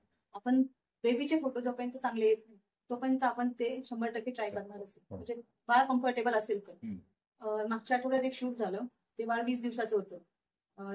ते बाळ पहिलं शूट त्यांनी व्यवस्थित करून झालं, सेकंड शूटला खूप रडलं. नंतर म्हणजे ते सारखं रडायचं, त्याचं कान दुखत होता बहुतेक, धुळ्याचे होते ते क्लायंट, ते हॉस्पिटलला आले होते. ते धुळ्याला हॉस्पिटल त्यांचं एक फॅमिली डॉक्टर आहे नाशिकमध्ये, तर स्पेशली ते हॉस्पिटलला नाशिकला आले होते. त्यांनी एक दिवस स्टे केला दवाखान्यात दाखवून आणि मला काय म्हटलं आपण दुसऱ्याची ताई शूट करू. आणि 15 दिवसापासून जशी डिलिव्हरी झाली ना तशी मला माझ्या कॉन्टॅक्टमध्ये होते, तर ताई आम्हाला अशी अपॉइंटमेंट भेटली आहे, तर आम्हाला बाळाचं शूट करायचं तुमच्याकडे. म्हटलं ठीक आहे करू. मग त्या दिवशी ते आले, म्हणजे ते रात्रभर बाळ झोपलं नाही घरी, कारण ते ट्रॅव्हलिंग मध्ये धुळ्यात आले, ट्रॅव्हलिंग मध्ये त्या बाळाला ते रात्रभर झोपलं नाही. सकाळी आमचा 11चा टायमिंग होता, ते आले 2 वाजता. म्हटलं ठीक आहे चल, म्हटलं बाळ झोपलेलं नव्हतं. मग ते पहिलं शूट वगैरे बाळ झोपलेलं होतं, पहिल्या शूटमध्ये आम्ही चांगलं झालं. सेकंड शूटला आणि त्यांचं पॅकेज चांगलं होतं, 15,000चं पॅकेज होतं त्यांचं. तर पहिलं शूट झाल्यानंतर सेकंड शूटला ते चिडचिड करायला लागलं, झोपायचं, हात लावला का रडायचं. मग मला लक्षात आलं, म्हटलं याचं काहीतरी दुखतंय म्हटलं. पण ते क्लायंटचं कसं होतं काय मला असा फोटो पाहिजेलच, तुम्ही ट्राय करा म्हणे अजून. ठीक आहे आपण बघूया. मग आम्ही अर्धा तास झोपवलं त्याला, परत मग उठले, मग थोडासा खेळला तो. मग नंतर मग आम्ही परत त्याला रॅप वगैरे केलं, ठेवलं. मग ते 2-3च फोटो आले तसे. मग नंतर मीच त्यांना स्वतः म्हटलं ताई तुम्ही ठीक आहे आपल्याला काढायची मी माझ्या पद्धतीने यायची बनवून देईन, म्हटलं या पद्धतीने तुम्ही बाळाला त्रास नका देऊ. कारण काय होते आपण करतोय बरोबर आहे. बाळाच्या पॅरेंट्सनी पण ते फोटो बघितलेले होते का मी असे काढून देणार आहे. म्हटलं मी पॅकेजमध्ये तुम्हाला मला जेवढे रेट आहे मी त्याच्यापेक्षा जेवढे आपलं शूट झाले त्यानुसारच पैसे घेईन, विषय पॅकेजचा नका ठेवू म्हटलं तुम्ही. जसं आपलं बाळ आहे ना व्यवस्थित त्यानुसार आपण करू. लागलं तर तुम्ही 1 महिना माझ्याकडे परत या, आपण परत शूट करू. पण बाळ नाही राहत म्हटलं सध्या, बाळाचं पण हे करा म्हटलं, कारण ते झोपलं का रडायचं, म्हणजे हात लावूनच देत नव्हतं. त्याचं काहीतरी दुखतंय म्हटलं, रॅपमध्ये वगैरे त्याला काही त्रास नाही म्हटलं, पण त्याचा काहीतरी त्रास होतोय म्हटलं. त्यांनी काही संध्याकाळी दवाखान्यात नेलं, त्याचा कान थोडंसं, कानाच्या मागे थोडंसं राईट झालं होतं, रॅशेस होते. मग ते तिसऱ्या चौथ्या दिवशी मला फोन आला, म्हणजे डॉक्टर अशी बोलत होते. म्हणजे ठीक आहे, म्हणजे काय अडचण नाही, मी तुमच्या ह्या पॅकेज मध्ये करून देते फोटोशूट, आणि तुम्हाला जरी पाहिजे फोटो तसे मी या पद्धतीने बनवून देते म्हटलं. म्हणजे काय होतं, त्यांना जे फोटो त्यांनी बघितले होते, कारण 20 दिवसाचं बाळ बाहेर काढणं, धुळ्यावरून इथं आणणं, ते सुद्धा अवघड आहे. पण ठीक आहे, ते आले, त्यांनी त्यांची आवड होती का त्यांना काढायचं होतं, पॅकेजिंग चांगलं घेतलं, सगळ्या गोष्टी त्यांना चांगल्याच देणार आहे. त्यांना जसे लागत होते फोटो तसेही मी बनवून देणार आहे. मी त्यांचं ते बाळ आहे ना, आता 15 ऑगस्टला 1 महिन्याचं झालं. ऑगस्ट, हा 20 ऑगस्टला 1 महिन्याचं झालं. तर मी तेव्हा पोस्ट केली त्या बाळाची. म्हणजे ते त्यांनी जवळ 5 जणांनी कॉलेब्रेट वगैरे केले, एवढे मेसेज आले त्यांच्या फॅमिलीचे. आणि त्यावेळेस आम्हाला त्या फोटोवर तुम्ही वाटणारच म्हणजे बाळ एवढं रडत होतं. तर मग आता फोटोग्राफीची तुमची जी जर्नी आहे आतापर्यंतची, म्हणजे तुम्हाला कमीत कमी 20 वर्षाचा अनुभव तर आला असेल. म्हणजे तुम्ही एडिटिंग शिकले, त्याच्यानंतर हे फोटोग्राफी शिकले, आता बेबी शूट, मेटर्निटी शूट करताय. तर मग या जर्नीमध्ये अप्स अँड डाऊन्स तर येतातच प्रत्येकाच्या आयुष्यात. कधी कधी खूप चांगलं असतं, कधी कधी खूपच वाईट असतं. तर तुमच्या याच्यात अशा अप्स अँड डाऊन्स आले होते? आता काय होतं, आपण खूप असं याच्या मागे लागतो तर आपलं व्यवस्थित चालायला पाहिजे, आपलं नाव सगळीकडेच असायला पाहिजे, त्या सगळ्या आपल्या गोष्टीला सगळ्या चांगलीच बोलायला पाहिजे. याच्यामध्ये आपण थोडंसं फॅमिलीकडे पण दुर्लक्ष होतं. का माझी आता 2 मुलं, म्हणजे माझी मोठी मुलगी आता 18 वर्षाची, मुलगा माझा 15 वर्षाचा आहे. त्याच्यानंतर आता माझी लहान मुलगी ती आहे 9 वर्षाची. आमचं कसं होतं, फर्स्ट फ्लोअरलाच घर आणि शॉप असल्यामुळे आम्हाला घर असं काही वेगळं नव्हतंच.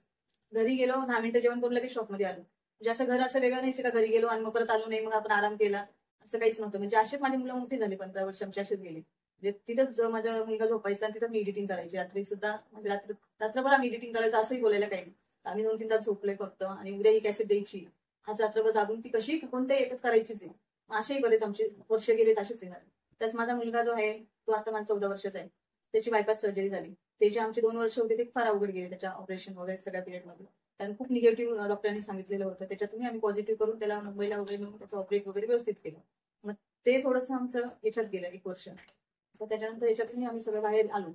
मग सेट वगैरे झालो. आता तो त्याचे 3 ऑपरेट केले आम्ही, बायपास त्याचे 3 ऑपरेशन झाले व्यवस्थित.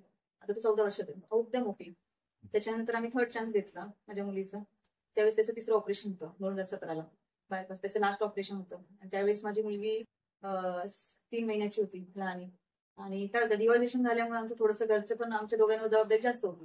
त्यांना आउटडोर असायच्या आणि मला स्टुडिओ कंटिन्यू सांभाळायला लागायचा. म्हणजे माझी डिलिव्हरी झाल्यावर मी 15 दिवसानंतरच लगेच स्टुडिओ काउंटरलाच काम चालू केलं माझं. कारण लगेच दुसऱ्या मुलांचं स्टाफ तर आहेच, स्टाफ पण खूप आमचा विश्वास होईल, पण किती झालं ते आपण स्वतः पाहिजे तिथे.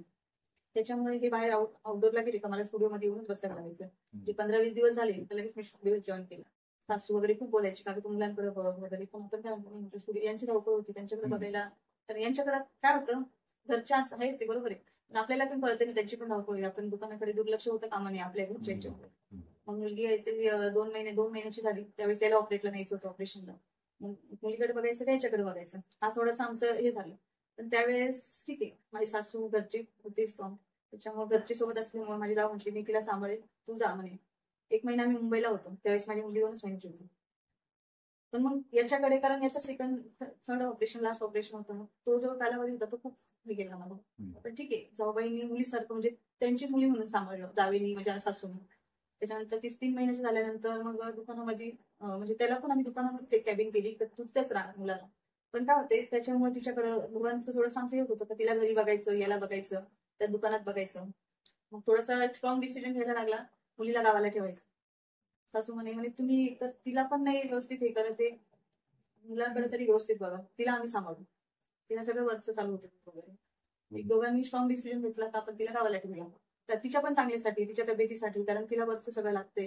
त्यात तिकडे दूध वगैरे, गावठी गाई वगैरे ते, आणि तिला खूप त्रास व्हायचा या वरच्या दुधाचा.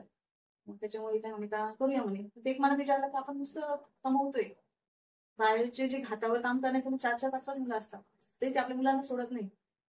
पण मग काय होतं, त्यावेळेस डिसिजन खूप महत्वाचा होता. आणि आपल्याला माहिती होतं आपल्या घरचे काही तिला हे नाही करणार. त्यांनी खूप, म्हणजे आता ती 8 वर्षाची झाली ना, आता 9वा बर्थडे होता परत, तरी असं वाटतं का, मला सगळे म्हणतात का तू तिला इकडे आण, पण मी फक्त माझ्या जावेकडे त्यांच्याकडे बघते का नाही म्हटलं. त्यांनी लहानपणापासून म्हणजे रात्रभर बसायची घेऊन तिला, रडायची तिला.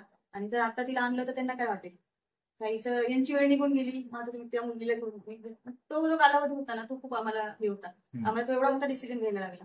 पण ती पण आता तिला पण सगळं कळतं.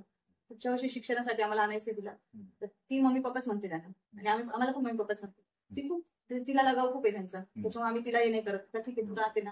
ती आता आली माझ्याकडे गणपतीला 8-10 दिवस राहिली, म्हणे जायचं म्हणतो ठीक आहे चालेल. तिच्या मनावर सोडलेलं आहे तर तिला कुठे हे करायचं. पण आता कसं पुढच्या दृष्टीने शिक्षण महत्वाचं आहे. शिक्षणाच्या दृष्टीने आपल्याला कारण गावाकडे नाही ठेवू शकत ना. मग आता बघू. पण काय होतं त्याला जेव्हा ऑपरेशन करून आणलं ना, त्याच्यानंतर 7-8 महिने गेले, वर्ष झालं. मग एक वेळेस आणलं वाटलं होतं की तिला घेऊन येऊ आपण, पण मग आपली वेळ निघून गेली. जेव्हा तिला आणून होती तेव्हा तिला आपली खूप गरज होती, त्यावेळेस आपण घरी ठेवलं तिला. आणि आता जर आपण आणायचं ते स्वार्थीपणा झाला असता. आणि त्यांना खूप लगाव आहे ना माझ्या जावेला, त्यांना मुलगी नाही, दोन्ही मुलंच आहेत. मग त्यांच्याकडे बघून नको म्हटलं, आपण स्वार्थीपणा नको करायला, राहू द्या म्हटलं तिकडं. मी खूप प्रेम भेटते तिला, खूप काळजी खूप येते ती माझ्यापेक्षा जास्त ती काळजी. इकडे आणलं तर सारखा फोन राहायचा, अगं तिला हे नको देऊ, अगं ते दे, तिला याची आवड आहे. म्हटलं ठीक आहे म्हटलं. त्याच्यामुळे म्हटलं आपल्या मुलीला 2 मम्मी पप्पा भेटतात, त्याच्यापेक्षा काय लागते म्हटलं. तर ती म्हणजे लकीच मानावी त्या. ती लकीच. आणि मुलाची तब्येत पण आता 14-15 वर्षाची झाली, एकदम मस्त आहे. म्हणजे एक जो कालावधी असतो ना तो त्याच्यातून आम्हाला बाहेर यायचं होतं. आणि ते वर्ष जे होते ना ते खूप हे होतं, म्हणजे डिसिजन जो राहतो आमच्या दोघांवर डिसिजन होता त्याच्या ऑपरेशनचा. ते ऑपरेशन करून नीट होणार आहे आणि आपण जर ते करत नसेल मग ते आपण स्वार्थी म्हणायचो ना. आपल्याला ऑपरेशन करायचे, पैसा वगैरे आणि कसा गोळा केला कसं काय केलं आम्हाला दोघांनाच माहिती, किती कुठे कुठे काय काय. पण मग आता त्यावेळेस आपल्याला मुलगा महत्वाचा होता.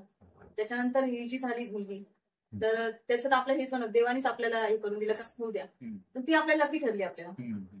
तिचं नाव मेघा आहे, गावालाच असते ती.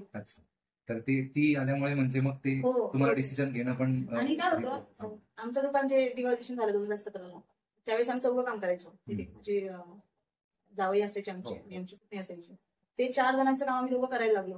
काम वाढलं, जबाबदाऱ्या वाढल्या. त्यात माझी लहान मुलगी डिलिव्हरी नेमकी झालेली होती माझी, आणि त्यात मुलाचं ऑपरेशन, सगळ्या जबाबदाऱ्या दोघं एक आल्या ना. फॅमिली सपोर्ट असल्यामुळे सगळ्यांनी त्याच्यातून बाहेर पडलो आम्ही. त्याच्यानंतर 2022ला तर सगळं आम्ही नील करून एकदम तिकडचं दुकान वगैरे सगळं नील करून आम्ही व्यवस्थित बाहेर पडून आम्ही नाशिकला सेटअप टाकला. म्हणजे कधी कधी कणखर निर्णय घ्यावे लागतात. अजूनही कधी कधी मी त्यांनाच बोलते म्हणजे की आपण हे योग्य केलं का, पण मग वाटत नाही अयोग्य केल्यासारखं. पण की आपल्याला त्रास झाला त्यावेळेस कोणत्या तरी गोष्टीचा कठोरपणे निर्णय घेणं सोपं नाही राहत. आपल्या मुलाला आपलं 2-3 महिन्याचं बाळ दुसरीकडे ठेवणं हे सुद्धा अवघड आहे. कारण मी आता ज्यावेळेस कळतं ना जेव्हा माझ्या मैत्रिणींना वगैरे तर मला ते बोलतं म्हणजे कसं काय केलं म्हटलं, आता कसं केलं आम्हालाच माहिती नव्हतं. कारण सोपं नाही राहत ना असं आईला एवढं हे करायचं, कारण दोन्हीकडे जीव अडकलेला असतो. म्हणजे तुमचं आतापर्यंतची जर्नी खूप म्हणजे प्रेरणादायी आहे. नाही वाटत पण खूप प्रेरणादायी येते. आणि ज्यांना पण आयुष्यात अडचणी येतात तर त्यांनी ऍक्च्युली एक आदर्श म्हणून तुमच्याकडे बघायला पाहिजे की अडचणी येऊन बसायचं, त्याच्यातून आपण बाहेर पडलो पाहिजे, हे स्ट्रॉंग हे पाहिजे ते. कारण आमचं ना याच्यातूनच एक हे झालेले का आपल्याला कोणतेही संकट येऊ, जे आनंद जो येतो ना तो दुःखानंतरच येतो. आता जर काहीतरी दुःख आलंय ना आपल्याला आनंद झाला आपण वाटतं का दुःख येऊ नये, दुःख आल्यावर कसं आपण होतो आपल्याला आनंद पाहिजे. दोन्हीची सवय व्हायला पाहिजे. अपडाऊन हे चालूच राहतं. कधी कधी काही कालावधी याच्यामध्ये जातो आमचा, म्हणजे त्यावेळेस आमचं खूप वीक चालतं म्हणजे सगळ्यात बाबतीत. हे 3-4 महिने आमचे खूपच याच्यात गेलो कारण सीझन नव्हता. तर आम्हाला माहिती ना पुढे आहे ना हे कुठेतरी आपल्याला पुढे हे करायचंय, त्याच्यामुळे थोडंसं पेशन्स पाहिजे. ते दोघांमध्ये आम्ही ठेवलेले, कारण पेशन्स असल्याशिवाय आपल्याला पुढच्या चांगल्या गोष्टी दिसत नाही. कारण काय होतं खूप असे हे बघतो ना आपण का नाही आता त्रास होतोय किंवा आता काहीतरी संकट आलंय मग ते खूपच वीक होऊन जायचं, मग काही आम्ही करू शकत नाही, मग काहीतरी वेगळा डिसिजन घ्यायचा, मग त्याच्यामध्ये लॉस कोणाचा होतो, स्वतःचाच होतो ना. मग तो आम्ही एक हे केलेले का आता ठीक आहे आता आपल्याला त्रास होतोय, आपल्याला आता समजा हाय आपल्या वेळ आलेली तर त्या वेळेतून काहीतरी मार्ग काढून थोडेसे दिवस आपले कठीण जातील पुढे आपल्याला चांगलं व्हायचंय. हे कधी आम्ही हे केलो, आम्ही ना माझ्या मुलाचं ऑपरेशन होतं त्यावेळेस ना तो काहीतरी म्हणजे तो झाल्यावर माझ्या फॅमिलीने मला सांगितलं नाही का त्याला हार्टचा त्रास आहे. म्हणजे आम्ही 15 दिवस इथे किलमी हॉस्पिटल आहे देवी डॉक्टरचं, तिथे ऍडमिट होता. तर मला माझ्या जावेनी सांगितलं नाही, यांना माहिती होतं माझ्या मिस्टरांना. त्यांना काय वाटलं का जेव्हा डिलिव्हरी झाल्यानंतर मनस्थिती खूप नाजूक असते लेडीजची म्हणून तिला लगेच सांगायचं नाही. त्यांनी मला या गोष्टी 3 महिने सांगितल्या नाही. ते बाहेर जाऊन रडायची, बाळाला त्रास झाला त्याच्या नाकात तोंडात दूध वगैरे यायचं नाकातून, मग तो ब्लू बेबी व्हायचा. आता माझे म्हणजे 1 महिन्यानंतर 6 महिने झाल्यानंतर बाळा थोडंसं पलटी मारतं पालतो होतं, त्याचं वजन कमी होतं, या 1.5 किलोचा होता आणि तो निळा व्हायचा लगेच. मग मी यांना विचारत नाही म्हणे काय नाही, डॉक्टरने सांगितलं वजन कमी होऊन जाईल. म्हणजे यांनी माझ्यापासून 3 महिने या गोष्टी लपवल्या, चांगल्यासाठीच लपवल्या त्या. पण ज्यावेळेस 3 महिन्याचं झाल्यानंतर मला या गोष्टी कळाल्या त्यावेळेस माझं कसं होतं का कळाली ना गोष्ट तर आपण त्याच्यात काय करू शकतो. यांनी पूर्ण चौकशी केली होती, पण फॉरेनला न्यायची तयारी दाखवली होती. तर डॉक्टरांनी सांगितलं होतं का तुम्ही कुठेही न्या, त्याला त्रास होणार आहे म्हणे, तुम्ही 3-4 ऑपरेशन करा, पैसे जातील पण त्याला खूप त्रास होईल, त्यात तुमचं पुढच्या दृष्टीने तुमचं पूर्ण सगळंच बिघडून जाईल म्हणे. कारण 50 लाख घालवायचे एवढ्या याच्यामध्ये आणि तुमचं पुढे फॅमिली आहे, तुम्हाला मुलगी आहे, परत तुम्ही नंतरही चान्स घेऊ शकता या सगळ्या गोष्टी यांना माहिती होत्या. पण ठीक आहे, या सगळ्या गोष्टी माहिती असूनही यांनी मला या गोष्टी सांगितल्यानंतर मी काय म्हटलं, नाही होऊ शकत ना, ठीक आहे. आपण 4था महिना लागला, 4 महिन्याचा झाला. सहज अशा ऑर्डरला गेल्यानंतर एक समोरच्या फोटोग्राफरकडनं आपल्याला हे झाली का ह्या हॉस्पिटलमध्ये चेन्नईचे डॉक्टर आहे, तिथे हे ऑपरेशन होऊ शकतं. आपलं थोडंसं निगेटिव्हिटी एवढं राहतं, निगेटिव्ह नाही, प्रत्येक डॉक्टर नाही बोलले ना, मग आपण कशाला जायचं. तुम्ही यांना काय म्हटलं, नाही आपण एकदा जाऊन बघूया म्हटलं. ते नाही बोलले ना, आपण फक्त फाईल नेऊया म्हटलं. पण मग ते जे समोरचे होते ना, ते मलकापूरचे होते, ते भाऊंनी 8 ते 10 दिवसांना आम्हाला रोज 2-3 कॉल यायचे, वहिनी तुम्ही जाऊन या, वहिनी तुम्ही काहीच नका, मी पैसे देतो लागले तर, तुम्ही गाडी पाठवतो, तुम्ही फक्त एकदा जाऊन या. त्यांना एवढी तळमळ होती यांची, ते रोज ते 2-3 फोन करायचे. तर हे एवढे म्हणे जाऊ दे म्हणे, त्यांचे सारखे फोन, आपण एकदा जाऊन तर येऊ. त्या डॉक्टरने आम्हाला काय सांगितलं, एक सुरेश राव म्हणून सर आहेत, ते चेन्नईचे, ते कोकिलाबेन हॉस्पिटलला आहे. ते काय नाही, तुमचा समजा ऍक्सिडेंट झाला, तुम्ही काय करणार आहे, तुम्हाला सांगितलं डॉक्टरने पाय कापून टाका, तुम्ही काय म्हणणार आहे, नाही पाय असं चालून देऊ, तुम्ही ते ऍक्सेप्ट करणारच आहे ना. तर तुमच्या आयुष्यातला हा एक ऍक्सिडेंट झालेला आहे, तर तुम्ही तो ऍक्सेप्ट करा, त्याच्यावर तुम्ही अजून ऍक्शन करा, का तुम्ही हे करून तुम्ही याच्यातून बाहेर पडा म्हणून. धरून नका ठेवू, का तिथं स्टॉप नका हो. आता ऑपरेशन करायला मी सांगतोय का 99% गॅरंटी हाय सक्सेस होईल. 1% कुठंतरी आपल्याला वाटते ते सक्सेस झालं नाही झालं तर तो तुमचा नशीब आहे. पण मी 99% प्रयत्न करणार आहे. तुम्हाला माझ्या विश्वास असेल तर तुम्ही करा. तेवढ्या याच्यावर आम्ही सगळ्या जुळवाजुळवी केली. आम्हाला फॅमिली डायरेक्ट म्हणे का तुम्ही पैसा जाईलच. त्यात मुलगी आमची 3 वर्षाची होती, तिच्याकडे दुर्लक्ष होत होतं आणि मानसिक स्थितीच अशी झाली होती ना का दोन्ही बाजूने आम्ही हे गुंतलो होतो. तर आम्ही दोघांचा डिसिजन ठेवला ऑपरेशन करायचं. त्यावेळेस 2,30,000 काहीतरी त्याची फी होती. ते ऑपरेट केलं आम्ही, ते सक्सेस झालं. म्हणजे गॅरंटीच नव्हती तेव्हा. अजूनही आम्ही ते देव डॉक्टरला आम्ही नंतर गेलो ना, देव डॉक्टरला आम्ही डायरेक्ट म्हणतो सर तुम्ही आम्हाला सांगितलं होतं का ऑक्सिजन काढल्यावर 2 तासात बाळ जाईल. पण बाळ आता आमचं 10 वर्षाचे, आम्ही एकदाच गेलो होतो 10 वर्षात होतं तेव्हा. आम्ही त्यांना बोललो म्हटलं सर तुम्ही आम्हाला काय सांगितलं होतं तर तुम्ही ऑपरेट करू नका, ऑक्सिजन काढल्यावर 2 तासाची गॅरंटी नाही बाळाची. आता ते बाळ 10 वर्षाचे सर, तुम्ही म्हणजे ठीक आहे तुम्ही तुमच्या पर्यायाने सांगणार आहे, पण सर एक पॉझिटिव्हिटी द्या तुम्ही, का तुम्ही इथे नेऊन बघा तर ती बाळ होईल व्यवस्थित. आम्हाला तो अनुभव अजूनही म्हणजे काय होतं, आमचे महाजन सर म्हणून ते सुद्धा त्यांच्याकडे असे बाळ आले ना तर आमचा नंबर देतात, तुम्ही त्यांना समजून सांगा. जे काम त्यांनी विनोद भाऊ, ते मलकापूरचे विनोद भाऊ म्हणून नाही, त्यांनी आम्हाला जे सांगितलं ना आम्ही त्यांना एवढा फोर्स करून सांगतो की तुम्ही हे प्रयत्न करा. म्हणजे काय आपल्या 4 फोननी ते जर बाळाचं व्यवस्थित वाचत असेल तर मग ते करायलाच पाहिजे. आणि आता तुम्हाला मुलगा बघितला ना तुम्ही, ते वाटणार नाही त्याचे ऑपरेट झालेले, एकदम ओके, माझ्यापेक्षा उंच झालं, एकदम मस्त आहे आता. हो, आणि तो आता म्हणजे एकदम म्हणजे काहीच नाही सोडायला तो कधी कधी इकडे बॉम्बे नाक्यापर्यंत मस्त आहे, त्याचं काही टेन्शन नाही. पुढे भविष्यात काय होईल ते आपलं नशीब आहे, त्याचं आपण नाही सांगू शकत. त्यांचे काही दिवस चालले ते चांगले चालले, पुढच्या दृष्टीने आपण काहीच नाही. चांगल्या मुलं चांगल्या माणसाची गॅरंटी नाही तर आपण त्याचं काही बोलू शकत नाही.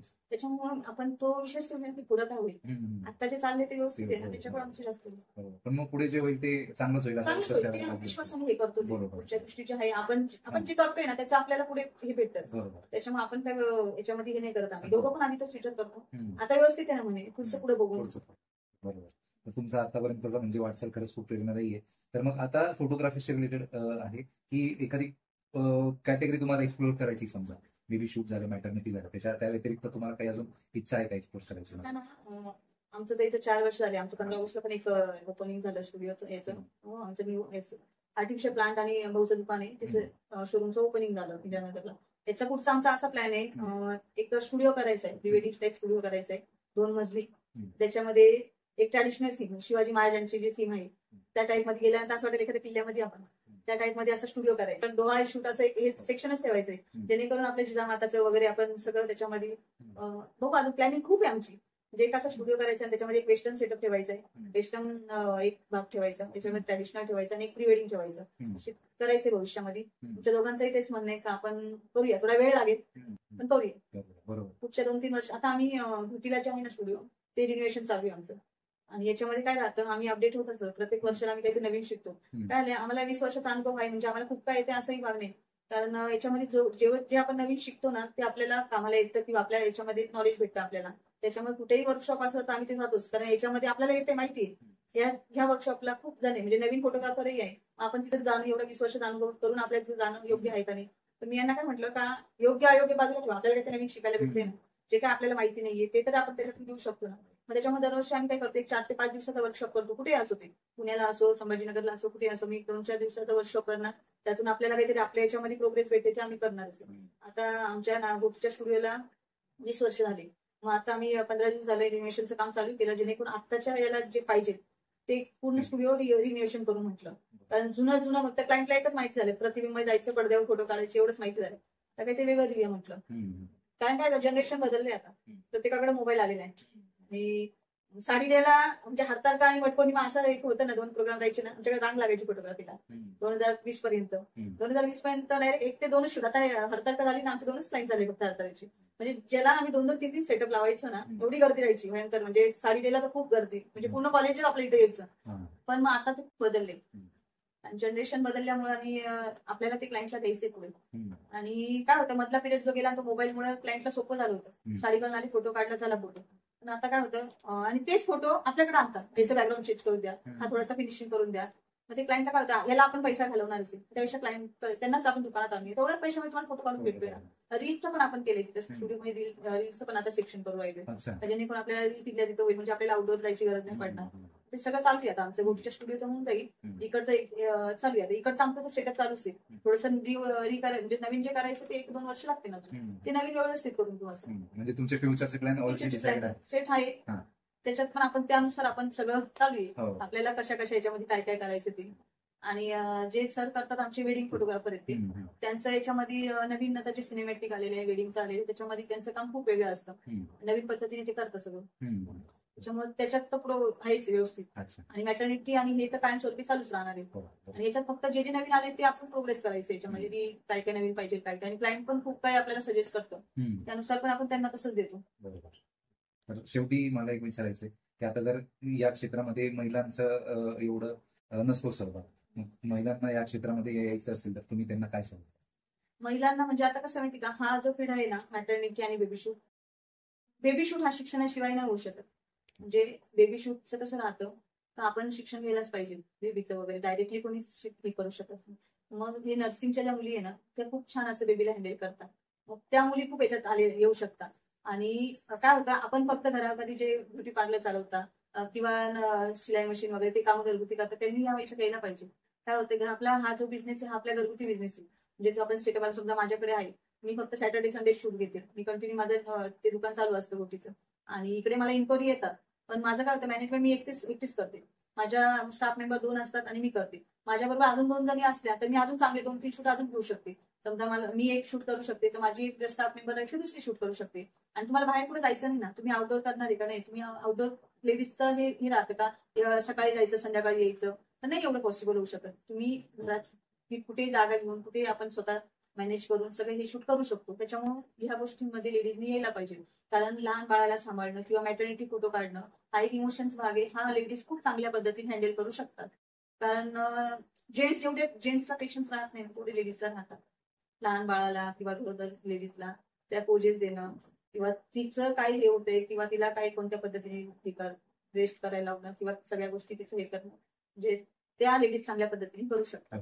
आणि सगळ्या गोष्टी चांगल्याच करतात लेडीज, कोणत्याच बाबतीत मागं नाहीये. पण मग याच्यामध्ये काय होतं, आपल्याला कमीत कमी याच्यामध्ये खूप चांगलं करू शकतो आपण. आणि मी तर खूप लेडीजला असं सांगते, तर तुम्ही माझ्याकडे या, तुम्हाला नाही येत ना काही, या माझ्याकडे, मी तुम्हाला शिकवते. पण तुम्ही या, आता बाहेर तर या ना याच्यामध्ये. कारण कसं आहे, तुम्ही 10वी-12वी शिकलेल्या लेडीज सुद्धा, आता माझ्याकडे एक आहे ना, गोटीला एक लेडीज होती, ती 7वी शिकलेली होती.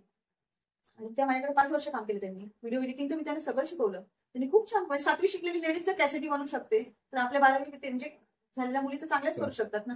मग हे शिलाई काम वगैरे ह्याच्या करतात असं ते उत्तमच करतात. पण याच्यातूनही बाहेर येऊन हे नॉलेज घेणं सोपं आहे आणि खूप काही करू शकता. आणि याच्यामध्ये खूप आहे, याच्यामुळे म्हणजे तुम्ही तुमचं हे बदलू शकता. कारण ते काम जेव्हा येईल तेव्हा येईल, हे तुम्हाला लगेच भेटणार आहे, तुम्ही शिकण्यावर आहे. आणि आमचं तर हे तुम्हाला काय म्हणतात, तू मुली बघून ठेवत जा, जेणेकरून आपण त्यांना घरी बसून काम देऊया. कॉम्प्युटर वगैरे आपण सगळं व्यवस्थित करून देऊ, तू घरी बसून बघत जा म्हणे काहीतरी, आपल्याला त्यांना काम पण देता येईल आणि त्यांना याच्यातून बाहेरही काढता येईल ना. कारण आहेत बऱ्याच मुली अशा आहेत का त्यांना गरज आहे, ते पण आपण त्यांना हे करते. कारण मी जिथं जाईल ना तिथं सांगत राहते, तुम्ही असेल तर सांगा म्हटलं. कारण त्यांनाही म्हणजे आपण जोपर्यंत त्यांच्याकडे पोहोचून ते तरी कोणत्या तरी माध्यमातून आपल्या कॉन्टॅक्टमध्ये येतात. आता गोटीच्या दुकानामध्ये माझ्याकडे 2 मुली आहेत. पण मुलींचं काय होतं, मी त्यांना शिकवते, सगळं होतं, 4-5 वर्ष राहतात, लग्न गेलं, लग्न केल्यानंतर ते आपल्याकडे राहतच नाही ना. मग त्या एकदा शिकल्यानंतर त्यांचं जे नॉलेज आहे ते तिथं स्टॉप होतं ना. लग्न केल्यावर ते तिकडे कुठेच काही करणारच नाही, कारण आपल्याला माहिती त्यांना समोरची फॅमिली कशी भेटते काय असं. त्याच्यामुळे तरी आमचं त्या दुकानातल्या 2 मुली आहेत त्या खूप छान हँडल करतात. आणि काय होतं, आपणही जो आमचा स्टाफ आहे पूर्ण फॅमिली टाईपच आपण त्यांना हे करतो. जे एक प्रकारे फॅमिली, त्यांना काही प्रॉब्लेम असेल तर ते न काही संकोच करता आम्हाला सांगतातच. आता इथे एक विषय म्हणून आहे, तो सुद्धा आपला स्टाफ मेंबरच आहे. पण आपण न करता त्याला आपण सगळ्यांनी सपोर्ट पण करतो आणि फॅमिली सारखंच सांभाळतो. आणि त्याशिवाय मुलं राहत नाही आपल्याकडे. सगळ्यांनी एवढं व्यवसाय करायचा म्हटलं ना का दोघं काहीच करू शकत नाही. त्याच्यासाठी स्टाफ हा खूप महत्वाचा आहे. आपण त्याचं सांगितलेलं आहे, तर आपल्याला एखादं काम नाही आलं तरी चालेल, पण क्लायंटला ह्या गोष्टीचं हे नको व्हायला का आमच्या शिरपली बोलले किंवा जास्त हे घेतलं, आपल्याला कमी थोडा हे बिझनेस झाला ते चालेल, क्लायंटशी व्यवस्थित बोलायला. या सगळ्या गोष्टी आपण मुलांना स्टाफ मेंबरला सगळं सांगतो. बरोबर. कारण एवढं सगळं सांभाळणं म्हणजे आपल्या सगळ्यांसोबत घेऊनच चालायला लागणार आहे. ते तर आहेच. तर श्रुतिकाताई, तुमच्याशी बोलून खूप छान वाटलं. तुमचा आतापर्यंतचा प्रवास खूप चांगला आहे, खूप प्रेरणादायी आहे आणि तुम्ही अशीच भरभराट करत राहा, असंच तुम्हाला सक्सेस मिळत राहो अशी त्यांची ईश्वरापुढे प्रार्थना आहे. आणि तुम्ही आम्हाला अमूल्य वेळ दिला त्याच्यासाठी धन्यवाद. धन्यवाद मित्रांनो, हा एपिसोड तुम्ही शेवटपर्यंत बघितल्याबद्दल. हा एपिसोड तुम्ही कसा वाटला हे नक्की कळवा आणि चॅनलला सबस्क्राईब करा, व्हिडिओ लाईक करा आणि व्हिडिओ शेअर करायला विसरू नका. आणि पुढे आपण कोणत्या विषयांवर चर्चा करायला हवी, आपले पुढचे गेस्ट कोण हवेत हे कमेंटमध्ये कळवायला विसरू नका. धन्यवाद.